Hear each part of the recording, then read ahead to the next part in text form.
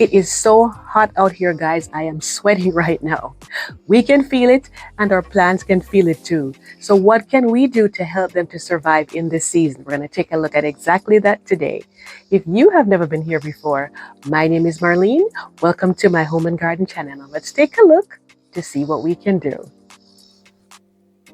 So, guys, this is how bad it can get in upper 90-degree weather if your plants have been watered every day or every other day at least. But you can see that not all the plants are affected in a similar way. Some are looking a lot better than others, and they're pretty much in the same area. And there is a reason for that. It's a matter of containers. These ceramic containers, for example, because they have that glaze on the outside, they are able to withstand the heat a little bit better and retain the moisture. Pots are smaller, they tend to dry out a lot more easily as well too. Next thing to bear in mind is the plastic pots are also pretty good at holding in moisture because just of how plastic is in general, not very porous. They have small holes, it helps too. Then you have your terracotta pots. These ones retain moisture the least. What you can do though is you can paint them. It's something that's going to help them to be kind of sealed on the outside, or they can seal them for you, or they may come that way. The urns like I have here, because they have that stem, they're further up. Gravity is pulling the water down, so they tend to dry out a little bit faster, so that would explain why. And over here now you can see that I did a previous front porch refresh for summer. You can check that out. I'll link it in the description box or at the end for you. So all is not lost here, guys. When your plants look like this, it means if you feel them and they feel soft, it means that you can save them. What you want to do though is to make sure that you are not watering them in the middle of the day, even though they may look like this and it's scary at the middle of the day. It's not the best time to do it. It's best to water them either early in the morning or in the evening. You also want to be sure from your containers that you see water running out after you've finished, so you know it got a really good soak.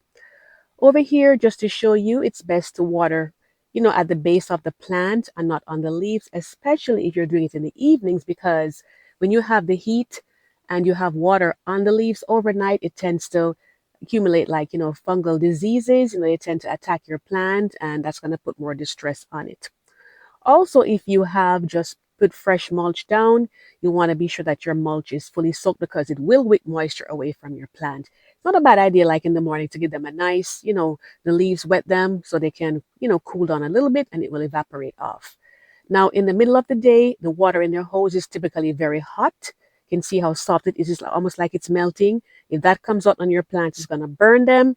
So you want to either wait until the day cools down or just have that pass out first, and then you can water after that. Over here, just to show you a good idea too, is like when it rains, because some of the plants may not be out in the open where they can get the rainfall on them. You can always just move them over like I did here, and they'll get the rain coming down, and there is nothing like when God's rain falls on these plants, guys. They get nitrogen and all the other wonderful things that the rainwater supplies to them. So definitely a good idea. Hand in hand with watering, of course, is mulching. Me personally, I don't like black mulch for the summertime because, it tends to absorb heat more because of the dark coloration. So I tend to prefer lighter colors like the browns and the cypress and the pine bark. Not a huge fan of the red one just because of the dyes that are on there, but whatever you prefer is what works best for you.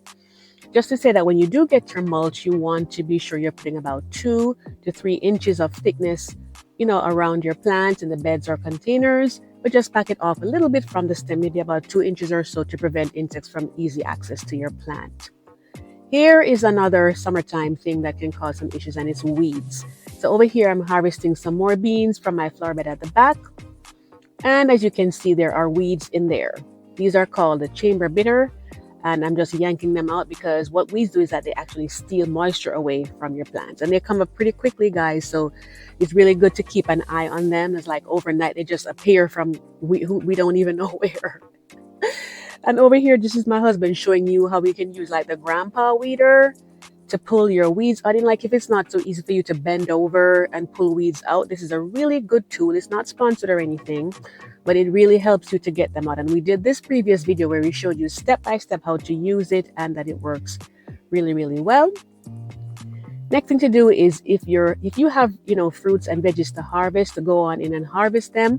And while you're at it, you can always go in and clean up, like, the older leaves on there, because again, these things, they pull energy away from your plant when it could be spending that energy into, staying alive and looking healthier. So, just go in and take those out if you can. It definitely also helps to make your plant look a lot neater and nicer.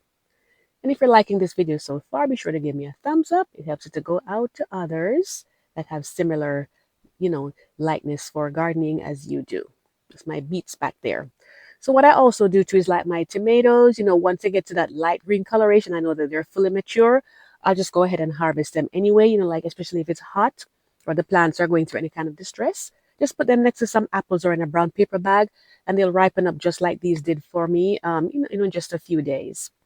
Also, to note about tomatoes more so than anything else, the blossoms will hold pretty well, when the weather is mild heat, because they like heat. But if it's too hot, it'll look like these. Like, say if you're in your mid 90s and above, the blossoms are going to fail. They're not going to fertilize because the plant doesn't want to put fruit out to a future that might not work. So that's pretty much its way of defending itself. So just to say that I'm inviting you at this moment that if you've never subscribed to my channel before, be sure to hit the subscribe button and tap the notification bell twice so you never miss an upload. We have a wonderful community of gardeners here. We share ideas all the time.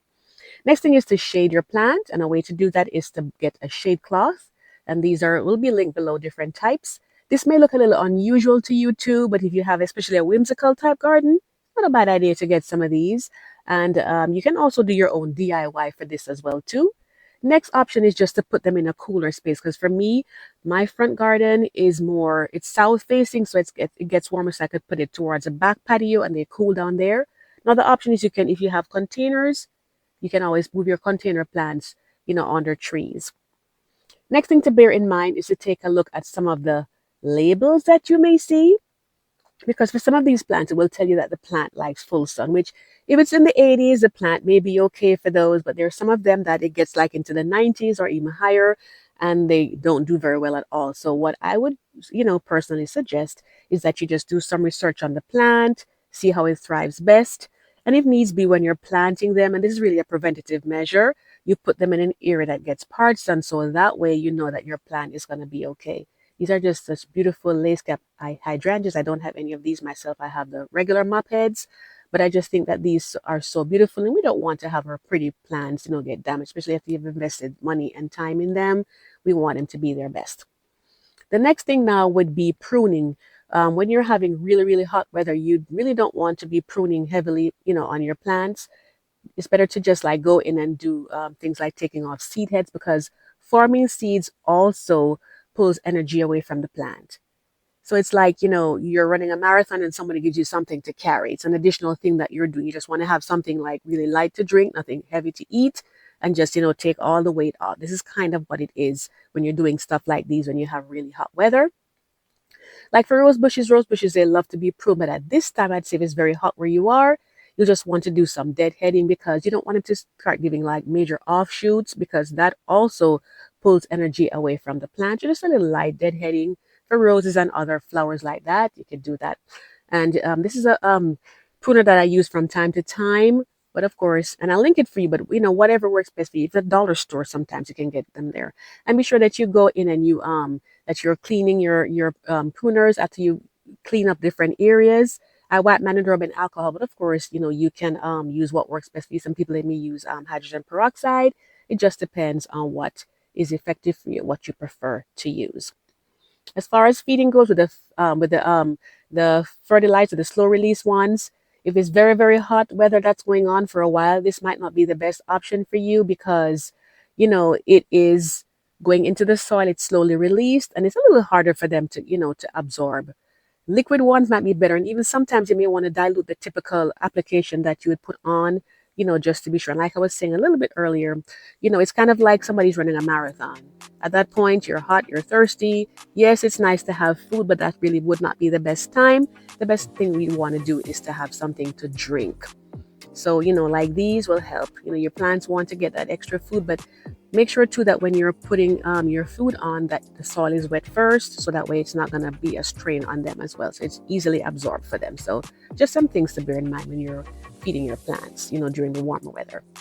Now coming on to diseases, like the same fungal infections that we talked about, like neem oil is pretty good for that. And I'll link this below as well for you, or similar types. Same thing for any insects attacking your plants is another one here as well too. And these are just suggestions, guys. You can pretty much get whatever type you like. It's just to make it a little easier for you in terms of what you're searching for and to give you an idea of what you might want. So just to say that, this is very helpful. When your plants are healthy, they tend to be able to fight off the heat a little bit better.